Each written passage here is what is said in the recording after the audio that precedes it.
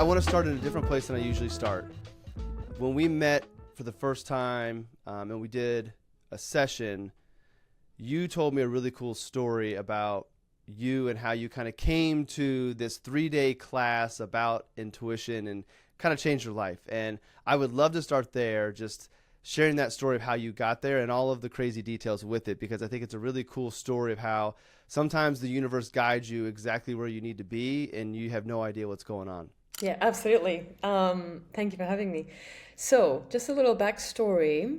This was around 2015, 16, and I graduated from architecture. I'm working in an office, and I've been working there for 3 months, and I'm not really resonating with it. I'm not really enjoying the work, and I left, and I wanted to surprise my parents. So I wanted to surprise them, come back to Turkey for a few days, and then fly back out again to figure out what I want to do next. It wasn't architecture, I knew that, but I didn't know, what exactly it was.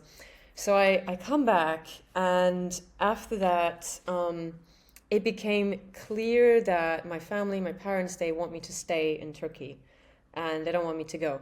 And I want to go, so my passport got lost, and, after that, I had a flight that was in 3 days, and my vision was like, okay, I need to get a new passport in 2 days and then go back. So this was on Sunday, and Wednesday, my flight was in the morning.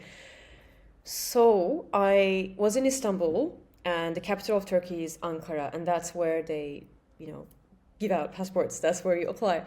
I go to Ankara by bus. It's like a 6-hour bus drive, and during the way, I'm literally telling to myself, I'm getting a passport, I'm getting a passport, I'm getting a passport. That's all I'm visioning towards, thinking about.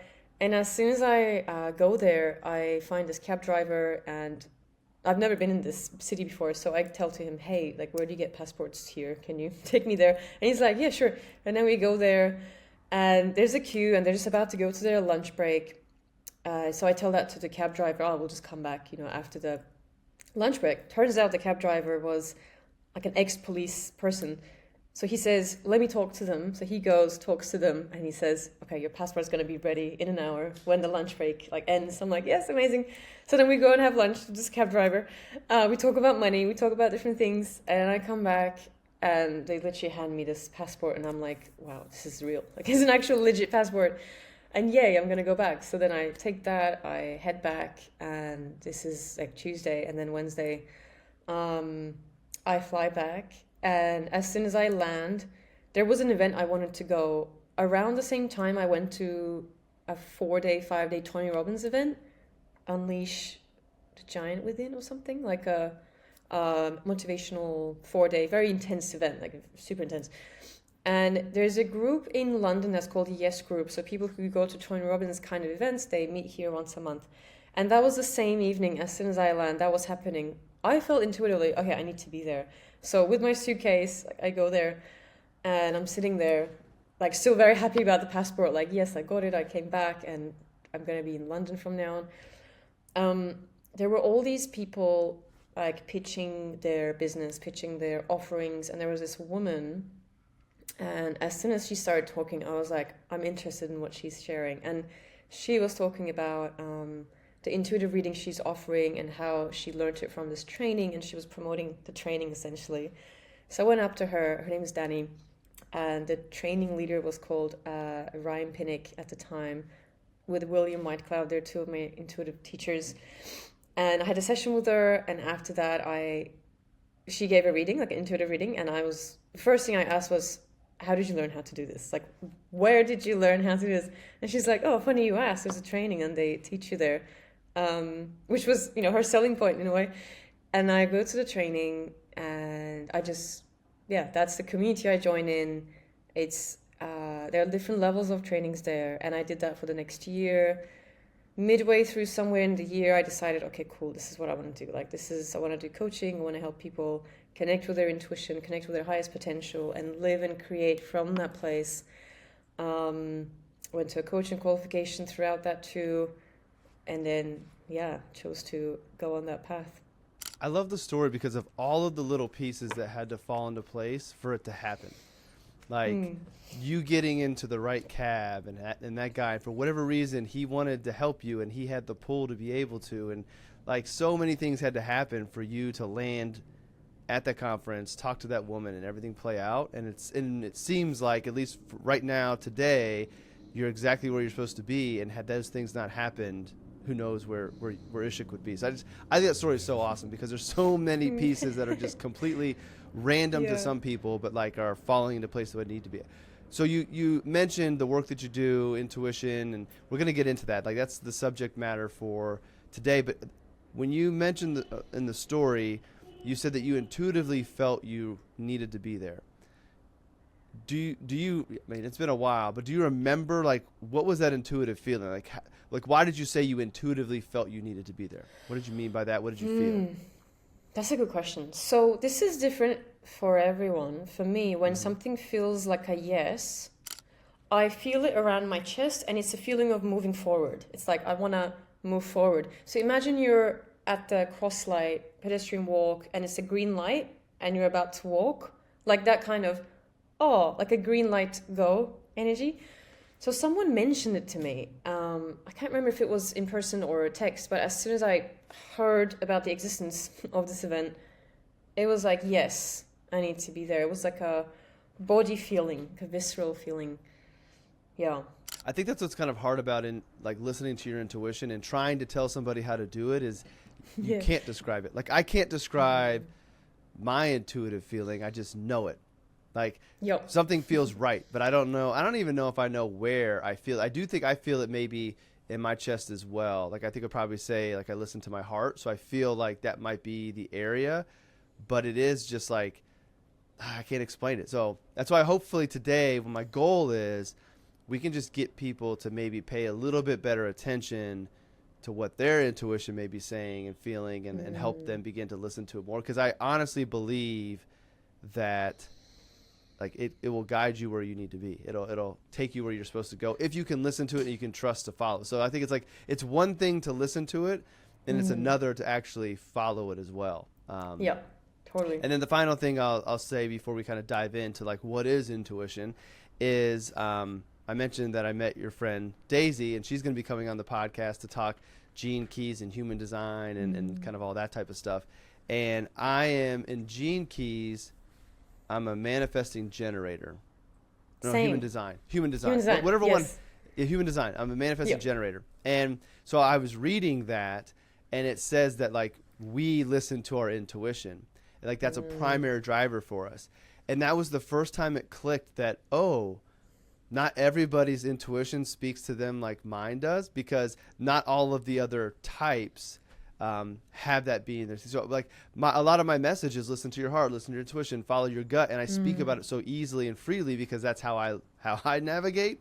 And it never dawned on me that other people may not be able to naturally listen to their intuition. Maybe I'll ask you, maybe you can teach it and maybe you can get better at it and develop that skill. But that was an eye opener for me when I think about my messaging. So with all of that being thrown out there, let's talk about intuition. And since you're the expert, kind of how do you define it, describe it, and get somebody to begin to kind of identify with it within them? So intuition, in a way, is your inner knowing. It's the voice of your heart, voice of your soul, whatever you want to call it. And sometimes it can be like a whisper, especially if you're someone, maybe you don't listen to your intuition as much. It can feel very faint in the background somewhere because the mind can shout often. Mind can be louder. But the more you start to listen to it, it can get louder and louder, and you get to tune into it. Think of it like this voice that shows you your next step, shows you the path you're meant to take. And for me, I see it as the pathway to your highest potential. And that's what I do. I guide people to live from their highest potential, because there's so many potentials we could live and we could be fulfilled and happy in them. But why wouldn't we go to the highest one, the most aligned one? And I love that this podcast is called Aligned Life Podcast, like perfect. So you said you're much more in tune with your intuition and you follow it. Some people are naturally in tune, it's there, but like some people might believe they're not, but we can all be intuitive. It's a muscle that you can train. It's a muscle that you can grow. One of the things I also teach people is it's important to know what is your intuition and what's your mind. In a way, what's your soul, what's your ego? Because if you know what is not intuition, then you can just take these out and focus on, okay, well, we know that's not intuition. Now, what is my intuition telling me? So there are a few practices I use, and maybe I can guide a few today if you're open to it. Maybe we'll get to an embodied yes and no, but before then, so our mind speaks to us through thoughts and feelings. It tells us, oh, this is what I'm thinking, this is what I'm feeling, and often these thoughts and feelings are telling us to do something or not do something. And most people, if we're not aware of them, we follow them with, like a habitual following that, and then we might end up creating the past over and over again. So it might be this loop that we're recreating the past with different people but similar scenarios. So if you find yourself in these situations, that means you're creating from the mind, you're creating from the past, which is okay, nothing wrong with that. But if you're someone who wants to live at your fullest potential, you want to live in a creative way inspired by your heart, that's living in the unknown. That's living in not knowing. And when you start to get comfortable with that, the ego doesn't like the unknown. It likes the known. It likes to control. It likes to know the outcomes. But if you know that being in the unknown is actually you're creating for the first time, you're not recreating the past, you're not repeating. There's a beautiful saying. It's something like, if you see the footstep ahead of you, it's not your path, you're following someone's path. But if you don't know if you can't see the footsteps, that means that's your path. And sometimes people go into that not knowing path thinking, oh, I don't know where I'm going. That's exactly the feeling you want. Because in that space, you can ask your heart, you can ask your intuition, like, hey, what's my next step? What would I love? And it's important to have a vision for that. Vision meaning, what is the place you want to get to? It could be work vision, relationship vision, life vision, health vision. It might not be super clear, this vision, but even if you get like a feeling, like, is it joy? Is it love? Often emotions are energy in motion. They draw us somewhere. And if you're taking action from that place, one step at a time, your intuition is going to guide you to your dream in a way. It's always one step at a time. Sometimes people also go into, I want to have the 10-year plan or 10-step plan. And you can have that, but imagine you have this plan, but you've created from where you're at, point A. Let's say you've taken one more step. Your whole reality is going to change, but you're still going to commit to the old plan. And why would you do that? That's in a way, again, recreating the past. So, yeah, one other thing is to consider is to actually be open, be adaptable, listening to your reality, see what's happening, see where your excitement is as well. Like, what excites you, what feels light, what feels heavy. What feels heavy can often come from the mind as well, or what we think we should do versus what we would love to do. So that feeling, what we would love to do, that's often our intuition is guiding us forward too.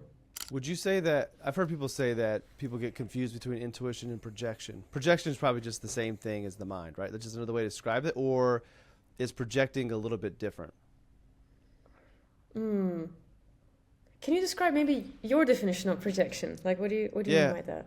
Yeah. I mean, I would think that projection would be coming from the mind. Like, okay, like this is what I think I want, so I'm projecting that my body is telling me to do this. So an opportunity comes, I can see. So I'll give you an example. Last year, I had the opportunity to merge my firm in with another firm. And on paper, everything was perfect. I told you the story. The bald eagles confirmed that I was not supposed to. But everything on it was perfect. And I was able, and I think I've failed at this in the past, but with growth, I was able to differentiate, okay, my mind is saying yes to the numbers and the people, but my heart is saying stick with the path of independence and freedom and those types of things. So I was able to tell the difference, but the projection, I would say, would be I was putting myself at that firm. I could visualize, I could even feel being a part of the team and creating the content I was going to do. I could feel having somebody helping me meet with my clients and serve my clients to give me more free time. So like I was not just like thinking I wanted it, but I could even see myself in that, which is to me the projection. So I think that might be the little bit of difference is, okay, mind says this makes sense because of numbers. Projection is I can see myself there. And because I could see myself there, I almost tricked myself into not listening to the heart, if that makes sense. Yeah. So that's what I think when I think about that. Yeah. I like that example. I often also call it as perception. Is it your perception or is it your intuition? What are you perceiving? So let's say we assume all the time. Our mind just assumes, and that, that's how it works. Let's say you assume someone is trustworthy. You're going to project like a trustworthy person to them, or you're going to perceive them as trustworthy, and you might ignore the signs that, oh, actually this person is not very trustworthy. Or you might perceive someone as bad, but maybe they're actually a great person. So that's again like our brain, our mind categorizes all the time, just to also scan, like, are we safe, are we not? Because there's a bunch of so many information coming in at the same time, and it needs to scan what's needed and what's not. During that scan, it loses a lot of what we're receiving, and a lot of what is missing out, that can actually be the intuitive nuggets or the creativity and imagination and all of that. So there's something about like when we actually let go of the need to know and we're open to beyond the projection, beyond the perception, then we can actually see it. But if we're limited to or stuck with, I really need this to happen and I will make it happen, it's great to be decisive and resilient, but are you using that muscle to create this safety for yourself or this limitation? And can you still hold everything without collapsing instantly to a certainty, if that makes sense? So it's something about like holding that unknown, and that requires self-awareness. If you're aware that, oh, okay, that's projection, perception, that's my intuition, that's my heart, often, not always, I also don't want to generalize, the mind, ego, whatever you want to call it, projection, it can have a urgency feeling to it, like, oh, it needs to like happen now, or as it can have this pushing energy, whereas intuition can have this relaxed calmness about it. Doesn't mean slow, but there's this is the next step and you should take it, but just letting you know kind of thing. There's no urgency. Is it creating anxiety, agitation in you, or this calmness, relaxedness as well? I love that you said when you release the need to know. Like so many times in life, you want something really bad, and then when you release the need for it, then it like comes to you. Like so many things, but it could be job opportunities, relationships. Like you liked the girl for so long in high school, you finally are like, I'm done, and now all of a sudden she likes you. Like when you didn't need her, that's when she comes along. So it's totally. So crazy how those things work out. But that really stood out to me. I just wanted to point out the releasing the need to know makes it easier to tap in to the intuition. Yes, and that's attachment. You're releasing the attachment, basically. You're releasing the tight grip of like this thing, and I really want this thing to happen, and you're holding on to it. But if you just go like, okay, I want this thing, I'm just going to hold it lightly. Imagine like a bird. You want to hold the bird like this. You don't want to kind of like cage the bird. And that's often great to do in life anyway, like with people, of course, but with situations, because sometimes we go, okay, this is what I want. And that's amazing to know what we want and go towards that. But what if there's a better thing coming your way? What if God has this better plan and you're limited in this, I need this thing, and we close all the doors? But if you be open, we might also receive that from a different door that we totally didn't think of. And that's, I think, something so beautiful and magical about life, that surprises can happen. And I just think they might make life really beautiful and worth living. Yeah. I'm putting down a note to come back and talk about God in a moment. So you mentioned like perception and that projecting onto people, and I think our perception becomes our reality. But it made me think about Dr. David Hawkins' Map of Consciousness Explained. I don't know if you ever read that book. Yes, okay. And I'm so happy you mentioned that, because that's sorry I interrupted. I got really excited. No, you're fine. Go. Literally I'm gonna launch a community in January on school, and it's about living from your highest potential, and I have an intuition course within it, and one of the videos literally is talking about that, the map of consciousness, David Hawkins, different levels we operate from. Anyway, yeah, go. Well, we have, I don't think you and I have talked about consciousness and the connection to intuition, but you talked about like if we see somebody and we think they're trustworthy, we might miss signs. It made me think about in the book where he talks about how what we perceive the person to be is the experience we'll have. And somebody operating from a lower level of consciousness, I think he mentioned like somebody homeless, And if you're operating from a lower state of consciousness, you're going to see that person as a threat, and you're going to be afraid of them, and then they're going to do something to scare you.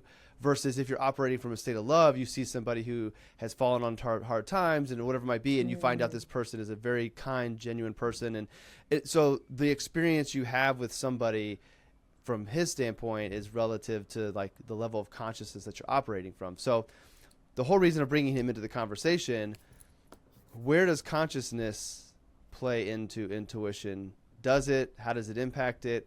What are your thoughts on that? Cool. That's a great question. No one asked me that before. Yes, I love to get the ones. First time question. I'll give you a second to sit with it. So I'm thinking of that map of consciousness. For those of you who don't know it, it's basically there are different levels of frequencies, I think. And let's say if 100 is fear, 500 is more peace, 600 is love, and it goes above more and more. And somewhere along that map, there is, let's say, I'm probably wrong with the numbers, but let's say it's 0 to like 200 is survival level. And then after survival, you get to like peace, and then you get to thrive. So when we're in survival, it's so much harder to hear the intuition because you're in a survival mode and you're in a fight or flight response. It's a short term, trying to get through the day, trying to get through the short term vision, whatever it is you have. And there can be a lot of feelings of unsafety there. But once we get to feeling of, okay, I'm safe, I'm grounded, here I am, it's much easier to start to listen to the intuition because it's always there. It's not that it's not there. It's a bit like, let's say it's a rainy day, there's clouds going on, and you're thinking, oh, the sun is gone. It's gone forever. I'm never going to see the sun. But sun's always there. It's behind the clouds. It's just a rainy day. But in those rainy days, when we're in these lower states of consciousness, which is very natural, we're human, it's meant to happen. I think the key is not to always be at this high level or positivity or whatever, because that can create it can push our shadow side to the corner as well. I think it's important to be whole and integrated and welcome all of our parts, but it's about having that awareness to be like, okay, cool, I'm feeling this, what do I need, and reminding ourselves of the big picture of, okay, well, this is passing, or what is it that I want right now. Something else we can often do also is we can focus on what we don't want, and when we're focusing on it, we can attract that actually, like, oh, I don't want this, but our energy is going towards it, and we might actually attract that. But if we go, well, what is it that I want? If anything was possible in an ideal world, what lights me up, excite me, and is joyful and beautiful to me, even that question starts to open up the intuition a bit more. It goes, hey, I'm here, and then intuition talks a little bit more. So it's about, I don't know what the word is, our mindset around it, I guess. Like, which one are we focusing on? Which one are we going to make more important? Is it surviving or thriving? Are we going to make this problem more important than what we ultimately love? Similar to, there was another question. Do you want to be right or do you want to be happy? A question like that. Do you want to keep holding on to the past, or do you want to actually create what you love? So I guess when you listen to intuition more and more, it does reach you to higher levels of consciousness too, because it's coming from this higher state, like your higher self, your soul, your highest potential, whatever you want to call it. It's like this whisper messenger guiding you forwards if you want to listen and if you're open to listening. Yeah. I never thought about intuition guiding you to higher levels of consciousness. My elementary thinking about it was, if you're operating from a higher level, then it's probably easier for you to tap into intuition. And my just thinking is, as you elevate, I know it's not an elevation, but as you move up the ranks of consciousness, I feel like that moves you, in my mind, it moves you closer to your source, God, divine, whatever you want to call it. And then to me, and this is but the point of bringing up God is, okay, where does intuition come from? Is it, it is within, but even though it's within us, is it coming from a higher power trying to guide us? So my belief is, yes. I talk about aligning spirit, mind, body, and money because the advisor part. If we throw money out for this conversation, spirit comes first for me. Usually it's mind, body, soul, but I like spirit, mind, body, because I want to start with the spirit, because to me that's connection to God, to the divine. And that is what's going to guide me to find my authentic self, my unique gifts and talents that I'm supposed to bring to the world. So if I can make that connection, intuition is kind of helping communicate that, then I can bring it to my mind where I can believe it, I can perceive it, and I can make it reality, and my body can carry it out. So that being said, the whole part of coming back to God, and it's perfect timing with that, is the consciousness and getting closer to God. Does intuition go back to our creator, to the divine, or what are your thoughts on that? And I know this ties into people's belief systems, so like there's not going to be a right answer for everybody, but just curious what you think about that. Yeah, that's another good question. I'm loving your questions. These are great. Okay, I'm curious. so You're the expert, and I want to learn more about this. So these are things that I legit want to know. these are great questions. I just want to say also, like, this is what I found useful, and it worked on a lot of people. And I think like we're our own expert, I feel. So okay, just on the question of God, whatever works for you, you can call it God, universe, higher power, your best version, whatever you want to call it. Like you said, there are many belief systems. For me, I used to call it like universe, universe helping me, guiding me. And I grew up my dad was atheist, and my dad's side was atheist, my mom's side a little bit more Muslim, Islam. I didn't resonate with either, but maybe more drawn towards non-religious, but still believing in this higher power situation. And recently, I'd say in the last 6 months, the last year or so, I occasionally went into these holes of anxiety and not trusting life and not feeling safe. And given I've done so much work on myself and living the life I love, like one of my friends actually pointed out, and he's like Christian and he believes in God, has been believing in God for a while. He was like, maybe you should connect with God more. Like maybe don't call it universe and just be open to it. See what happens. And I was like, okay, cool, I'll do that. And I started asking, universe, God, whatever, like, okay, I want to connect with you more. In the past, I didn't trust you. I started to legit like talk out loud, and I am more open to it. Then occasionally I started to ask specific things. I don't always like asking for a sign, because when you ask for a sign, you will get it because you're looking for it. It's the same thing. Exactly. And you're going to find it. So it means nothing. It's like this perpetual, well done, you asked and you got it because you're looking. Then I start to ask, if it's a yes, send me this. If it's a no, send me this. But I will still then create the answer I wanted. So it's again like another version of it. But I went to a trip recently with a group of friends. I was just telling you now. We went to France and Egypt. It was a magical, beautiful trip. And one of my intentions on the trip was, I'd like to connect deeper with God. That's literally my only intention for this trip. And just show me God and help me connect with Him more. And I would ask for clarity. I would ask for clarity about this situation, about that. And literally within the first 3 hours, I would get the clarity. But not in a form of some white dove flying. It would be, like something would happen and then something in me would click. This is the answer, or that's the answer. So it was a collaborative process in a way. And then whilst I was recording this intuition course, it gave me an opportunity to like actually think about, okay, well, what is intuition? Like, let's sit with this. And I find it's the voice of God in a way. For those who believe that, it's actually God speaking to you. And it was interesting to realize, I have actually been connecting with God all along. I just called it intuition. And it was like, whoa. And everything, clicked and came together. And it was a similar feeling of that clarity I would get after asking for that thing. And I realized, I have been connecting with God. I just called it intuition and made it like just one-man band show. But no, it's actually a very open, connected process. Requires surrender as well, like knowing what you want, amazing, going for it, but also letting go of the timing, letting go of how it's going to come about.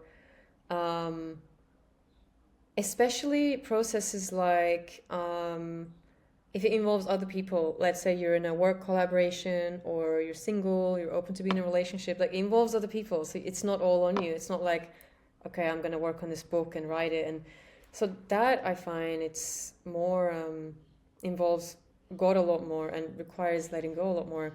I forgot the question by this point. What was the question? The God and intuition. Oh, yeah. I forgot it too because I was deep in your story. Sorry. No, I think that perfectly answers it. I mean, and I do want to highlight. We probably should have started the episode, but you said something that's really important, and I have written about this and I've spoken about this on other podcasts. You are exactly right. This is what has worked for you. This has been your experience. What we're talking about is, from two individuals' perspectives of what intuition means to them and what their experience is. It doesn't necessarily mean it's going to be the same thing for everybody, but I just think that like the benefit of having a podcast like this is to have different people sharing their different perspectives, because totally, someone else's perspective may not match yours, but they may match somebody else who comes on the podcast, and then that's the thing they needed to hear to bring the clarity. So it is good to point out that while you are the expert, that's just from your unique experience in this life, and there's a lot of other things that you may not have experienced that would change it. So but it doesn't to me that doesn't take away anything from what you've said. Like that, I just think it's good for people to know that, like, if what we talk about doesn't take for you, then maybe there needs you to try something else. And okay, this stuff wasn't it for you. Now you're moving closer to the right thing. I'll say something on that too. Actually, I'll just add. I also start to look into like people who do believe in God. Like, let me just check these people out. Like, let me see how happy they are. And they were just at peace. Like, whether it works for you or not, like you can also check out other people and see like what they're creating, and if it's something similar to what you want to create, you can apply that, and if it doesn't work, you can let it go too, I don't think I'll be like full-blown Christian, and for those who are, like, that's amazing, like great, but there is something about like believing, okay, it's not just you here, there's something else, like looking after you, supporting you, guiding you. Whether it's nature, it can be nature, like your God is maybe nature, who knows, like that gives me reassurance. That gives me like, okay, cool, I'm not on my own. Clarity, that was what I loved, how you said Clarity. that, instead of, because you said if I asked for the dove, you're gonna see the dove, you're whatever you ask for, you're gonna see.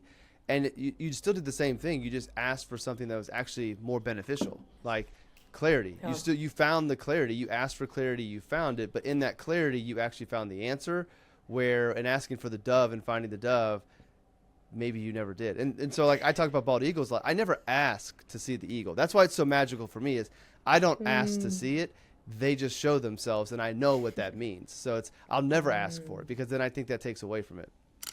There's also the clarity I got with that specific thing. Let's say I asked for A, like, show me clarity about A. It wasn't like, here's the clarity on A. I was shown B instead. So I was shown, you're asking for this, look at this. And that was the clarity. So you can ask for that and really listen, really pay attention, and not be like, oh, there's this thing coming, that's not what I asked for, let me just move that away. And no, that's what you asked for. That was the answer. All right, so let's talk about how you help people begin to tap into their intuition. We kind of talked about what it is, the voice of God, consciousness connected to it, God connected to it. So how do you start to help people who maybe aren't as lucky as you and I to easily communicate with it and listen to it? How do you help them? Okay, so like first, let's say this is your ego, this is your soul. Depending on where someone is at, maybe they're living more from their mind. Let's say mind and heart. Let's say they're living more from their mind. This is their heart. And they want to at least like get a bit of this or even this.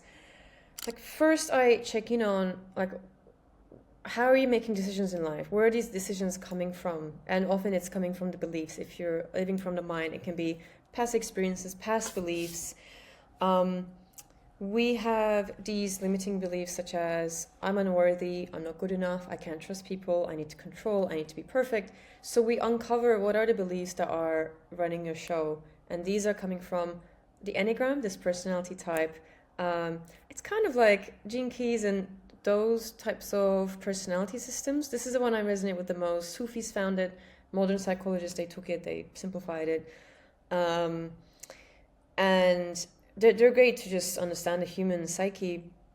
So we uncover, okay, what are your main motivators when you're living from your mind, or when you're scared, when you're triggered, when you're in a place of feeling unsafe?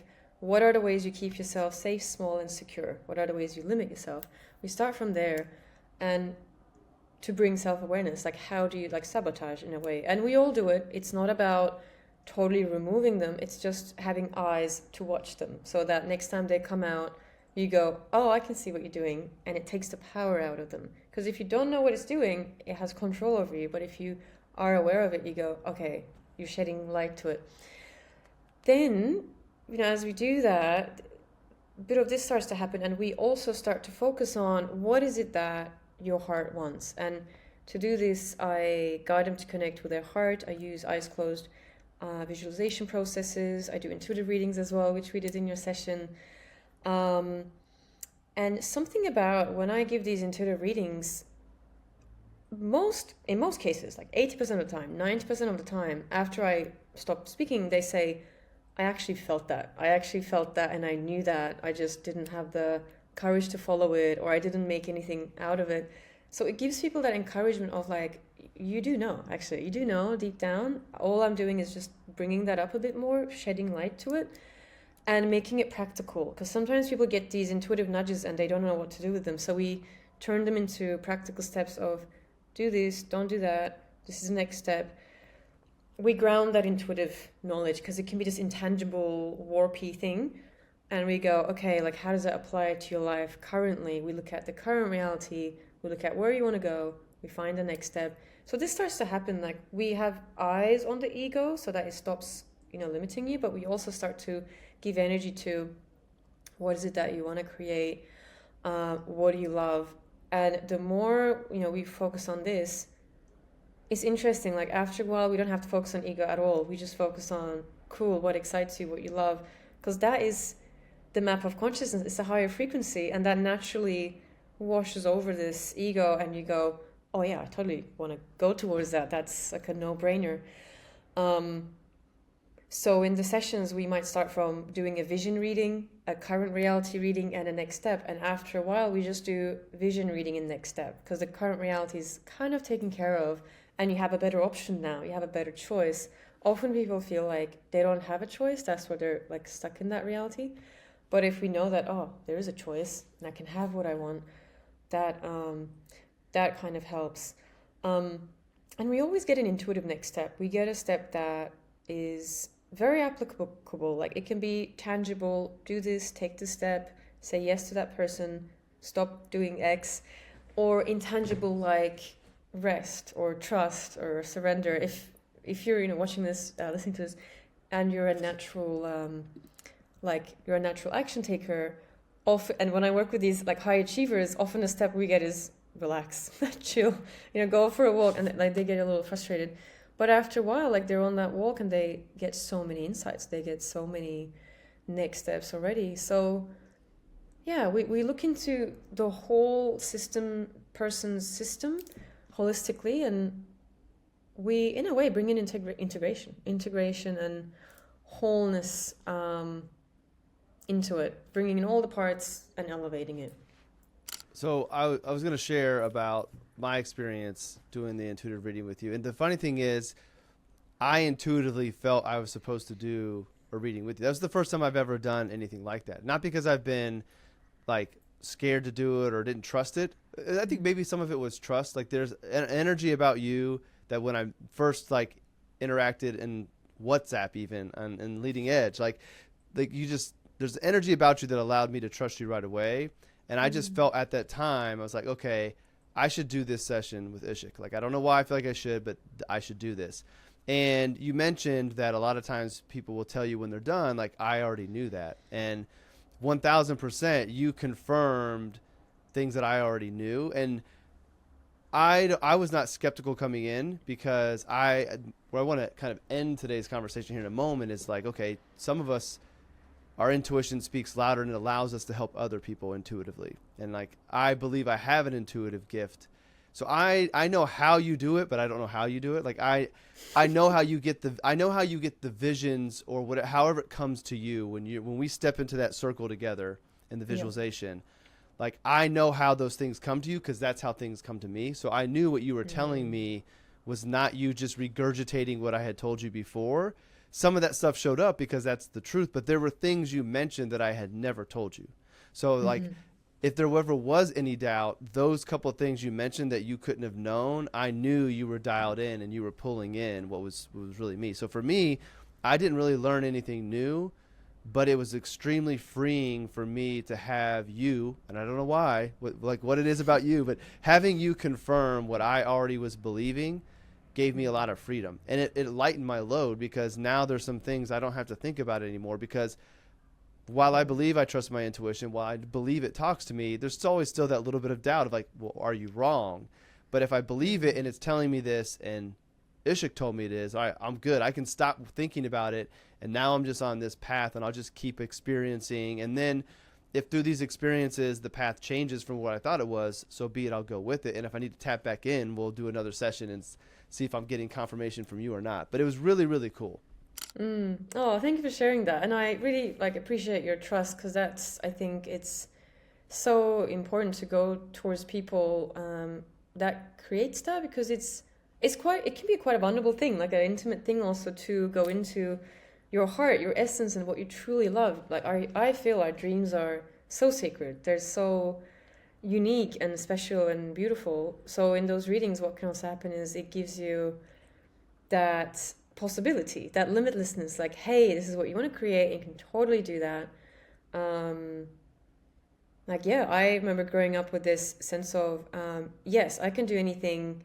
But within the Turkish culture, there was a thing of, I'm not saying it's like this everywhere, it was just my experience, being different was not celebrated. Like you had to belong and part of the crew and all that. But actually, if we're totally honoring our uniqueness, our difference, and just being that in our self-expression, we actually talked about this. If everyone just follow their gifts, their true gifts in the world, we're all going to cover one corner. And then the world is going to be beautiful because we're all following our unique gifts. And that's actually not being selfish. If we do that, we're going to serve at some point. So it will circle back into humanity and the world. I totally believe that. Like I say, if everybody lived their authentic life, it would be a perfect world. And I know that's not possible, but I do believe that's kind of how things could be designed and fit in there. I have a question. So you mentioned oftentimes when you're working with people, you get an intuitive next step. You know, say yes to this person, whatever it might be. Do you get that like feeling, vision, or do you help guide the person who's working with you? Like, is it you getting it, or do you help the individual get it? Does that make sense? Yeah, totally. So I do both. We look into, let's say, point A, this is where you're at. You want to be at point B, your vision, your dream. And once we uncover the vision, it creates tension between point A and B. Like, this is where you're at, and this is where you want to be. And what we do is we basically go into the vision as if it's here and now, and we look back and we ask, how did I get here? I'm already here. I'm already in this vision. It's been created, amazing, realized. And we get the step from the future in a way, and we get the most direct route to that in a way. So I get something. I also guide the client through that process. So you can get a knowing, you might get a word, you might get a very specific thing. Sometimes our subconscious mind talks to us through symbols. You might get a symbol. Then I ask them to interpret that symbol, whatever it might mean. For example, let's say someone gets ocean or waves. For some person, it might be go with the flow, surrender. For some people, it might be clear your mind and come back to this again. For some people, it might be get a holiday, actually, go for a holiday. So it's different with everyone. Some people instantly get, this is the next step and amazing. Some people might struggle to interpret it, and I guide them to make a meaning out of that. But I also share what I get, and it's often correlating. It's often it's not like I get something and they get something different else. It's you, because we're tuning into the same thing. So it has integrity. So yeah, we do both. Like I also share, but I guide them to find their own answer too. And as the guide, this is the thing that I have to be careful of. How do you differentiate between your projections and Isik coming on to the person? Because what I believe my intuitive gift to be is when I connect with my clients and we're working on kind of what is the life that they want, where are they supposed to be heading? Like I get a vision, not in a sense that I see where they're at, but like I get an understanding of where they're supposed to go. And for a while, I believed that was a gift. Then I thought I was just projecting it wasn't a gift. And then I got into Leading Edge and I met more people who have these types of gifts. And it's like, no, it is a gift. Like I've been right too many times and it comes to me too clearly once I connect. Like I can't sit with somebody and not know them very well and get it. But as we go through the planning process and I get to know them and I read their energy, like I get this where I'm supposed to go. And what I'm trying to figure out is, do I give them the picture, which I don't think I'm supposed to, or do I use that picture to help me as the guide ask the right questions to get them to see the picture? And maybe every once in a while, like if the picture we're painting has like a pink sky sunset, like maybe I give them a little clue that the sky is pink at the sunset, not orange or whatever it might be, just a little bit enough for them to kind of catch it and then guide them to find. Because what I've found is a lot of times when I would tell people this is the vision, dude, their energy is like, it matches me. It comes up. They're really high energy. They're excited. And you get off the call or the meeting and you think, oh, they're going to go do this. And then 6 months later, they haven't done anything. And what I have come to believe is I think the reason they didn't do anything, not was that the vision was wrong, but they had no ownership in it because I told it to them. And I think I need to take that vision, help them own it, help them describe it. And then through that description, now the emotions are getting set in. They're getting attached to it. They're believing in it more because they came to it. And then that's what lets them take that first step moving forward. And once we move forward, it starts to come to fruition. So that's been my experience. I'm just curious, how do you keep you out of their vision? Yes, that's another great question. So I used to have an energy healer.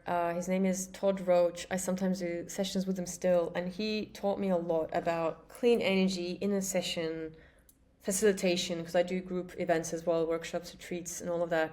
And something he said, less you, more them. So in the space, it's going to be less you and more them. Two things I do. So one, when I'm tuning into the vision, I'm putting their eyes on. So I'm looking into it. I'm still me, obviously. I haven't become them. But I'm looking at it from how they would see it. And I'm describing it, even with their words sometimes. Sometimes I use words that I never use. And I realize, oh, this is, their word.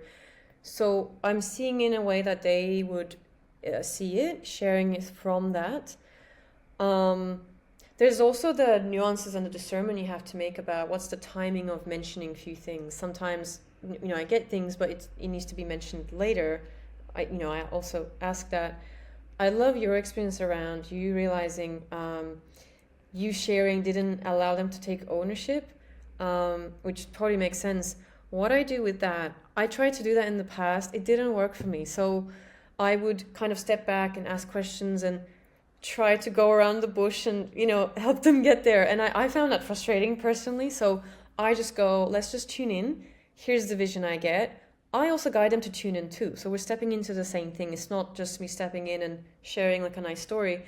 They also step in and they feel it too. So it's not like they're on the shore sitting and I'm going for a swim, coming back and showing all these shells I found. They come and swim too, and we're in it together. So when someone starts to work with me, if it's a longer journey, literally the first 3 sessions is giving them the training of, that's your mind, this is your heart, this is how, intuition, how to tune into it, how to tune into your visions. So it's a bit of a training and coaching combined. And then after the 4th session or so, it's like, okay, now let's swim together. Let's now go into, so then it becomes a collaboration. I found a way to kind of take clients with me. And it often feels really fun. The sessions I do, they tend to be fun, if the client's also open to it, obviously. And magical. Sometimes after a session, it's very common that they go, let's say it's about leaving a job or starting that conversation. The other person might bring it up, or it naturally resolves effortlessly without them actively having to do anything about it, because we've gone into the higher vision and start to ground that into this reality. And they were also in it too. So I found that works for me. I sometimes have a very direct arrow energy, and whenever I try to soften, it just doesn't work for me. So it's also good to have awareness around what's your style. What's your style of coaching? I like to be loving and kind also. I can never be like rude or, sometimes some coaches take people out by, I don't know what the word is, like surprising them with a different attitude. I don't like doing that. Because I also don't want to receive that. So I still tell the truth, but with love. And I also acknowledge all the other parts in them that might resist it, which helps them actually hear the truth, So that's what I found, and it works for me. I love it. Well, I don't know that the way I think I'm supposed to do it is right yet. Like, I'm still doing it. It's the reps and, figuring out what works. Personally, I want to tell them. Like, I get so excited. Yeah, tell them. I want to tell them. So sometimes what I'll do is like, well, what do you think about like this possibility? And then like try to open up that way. So it's fun. So my final question for you is then for those of us that maybe think we might have a little bit more than just the natural intuition, like the intuitiveness that we can share with others and help others. Is it just getting reps in? Like, how can we develop that and get more in tune with it to use it in a more productive way to help people? Maybe I'll share a few things that helped me, and then I'll give a general answer. For me, for example, dancing really helps, doing body-based things. If your mind is up here in your head somewhere in your brain, intuition can also be a lot in the body. So you can do more body-based things, embodiment practices. Yeah, meditation can work. Even like walking, putting some nice music on, creating spaciousness in your life. So if you have this really busy schedule, like back-to-back things, maybe your intuition is already there, but you're not giving the space to like receive it. Something I do, I go to bed and then I turn off my phone, and in the morning I do morning pages. So you just write in the morning, and I used to do them 3 pages. Now it's just 1 page, kind of a bit of a summary of the day before, sometimes 2 or 3 if I have a lot to share. That actually is the space where I'm in a receptive state. So I can actually get insights there. I can go, tell this person that, or do this, or so that's kind of like my time to listen and fine tune and take those little steps. So writing works for me. Dancing is great. Something I do with people is like their vision statements. So, for example, I have one that goes, I write books from my heart, like heartfelt books. So I imagine it's happening, it's there, and through each movement, I imagine I'm bringing that in, like into my body. Then I get intuitive insights. I go, write or do this. Like writing is often great because you're also connecting with the hand and brain, that connection's happening. Whatever puts you in a flow state. Maybe for you it's working out, music, or running. Things that are bringing your right brain in, maybe your creativity. I find maybe time off from phone, that really helps. Time in nature, definitely. So one thing I do, I love trees. I love hanging out with the trees. So I just go, I turn off my phone. It's just me with the trees. And I might put a music on or not, but I just reflect through life. So even in that space, I'm in maybe I don't explicitly say, okay, I'm here listening, but I'm in this openness and I might get new intuitive insights and visions and things, or I might connect the dots. So I'd say, creating those spaces, whatever works for you. It's very personal. It's different for everyone. Maybe for you it's boxing or something else. For me, it's a lot more movement-based things. Apart from sitting with the trees, it involves like a lot of moving around. So, yeah. And another thing you can do is like, you can literally set the intention, talk to God or universe, whatever you want to call it, and say, I'm more open to connect with my intuition deeper. Like, show me, I'm ready to listen. You can literally set that intention and be open and see what happens. One final question, and then we'll plug all the stuff so people can find the class, so they can go through the class, maybe join the community when it opens. Not that we want to try to convince anybody, but if somebody is on the fence between like, this is woo-woo, too crazy, this isn't really real, these guys are nuts, and maybe this is true, like, what would be your final thoughts to somebody who's still a little skeptical, but maybe they're closer to believing, to just to give it a chance, give it a try, how would you, if we were going to convince them, like how would we try to convince them to believe that intuition is speaking to them and to trust in it? If you're feeling tired and exhausted in life and you feel like there's another way, there's more to life, that's a sign to start trusting your intuition, because there's more for sure, and that's going to lead you there. Okay. That's a great way to end. Now I'm going to clip that, and that's going to be a clip to promote the episode, because that was crazy. I tuned into that. Crazy we end the podcast with the thing that's going to promote it from the very beginning. So, nice. Well, I appreciate you sharing your story, sharing your journey, all of this great information. I talk about intuition a lot. I do believe it's a very powerful tool that we have. And I do believe everybody has it. I'm just thankful that I have it to where it's easier for me to use. And I just want more people to be able to connect the dots themselves and realize, oh, that's my intuition talking to me. Like, let me give that a try. Because once you start to do it and you experience, I think it becomes a lot easier to believe and live it more. Yep. So I appreciate all of your contribution in the work outside of today and just in the episode as well. And I'm excited to see how things go with you and Ange. After I got done, I told my wife she had to do it as well, and she emailed Isik last night to get things set up. So I'm excited for Ange to go through this and see what she has as her experience. Where can everybody find you? Like, where should I direct them? Put them in the show notes. I'll link them to everything. I'm on Instagram. It's my name and surname, Isik Tlabar. I'm on Substack. Just started YouTube as well. I'm going to launch a community on School, SKOOL, the platform. That's going to start in January. It's going to be called Highest Potential Academy. I have a book. I've written a book for teen girls, 140 Things I Wish I Knew When I Was 14. That's on Amazon as well. I've written it for teen girls, but it's also for everyone. I think it's written in a very simple way with illustrations, and anyone can receive something from it. And I got my website as well.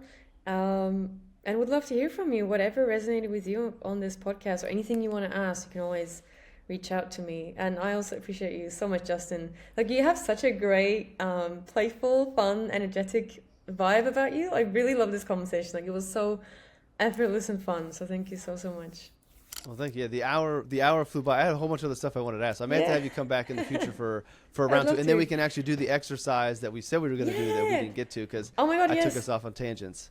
All good. All right, well, I want to thank you again. I appreciate your time, and I'll have all the links. And for what it's worth, I highly recommend, if you're curious, book a session with Isik. It was awesome, and like I said, I know how she does it, but I don't. But she was able to dial into some things that she did not know I was thinking about, or that we had never talked about before. So if you need any proof that she's not just regurgitating what you'd already told her back, like, that's the proof. There were things there's no way she knew that she brought up, and I told her as soon as she said, like, hey, you didn't know I was thinking that, but I've been thinking about this as well. So like, that's really cool. So I put my word behind it all, and would love for some people to have a session with you. So anyways, I will let you get to your day. I appreciate it, and see everybody in the next episode.